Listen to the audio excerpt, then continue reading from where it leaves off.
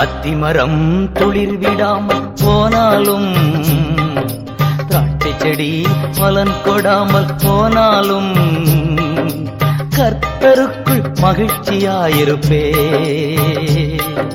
தேவனுக்குள் களி கூறுவே.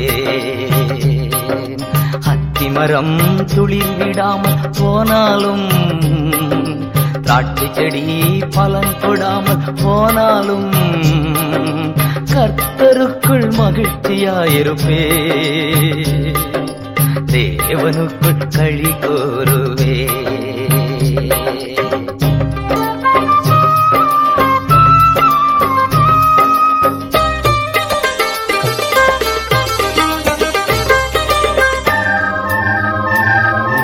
ஒலிவ மரம் பலன் அற்று போனாலும், வயல்களிலே தானியமின்றி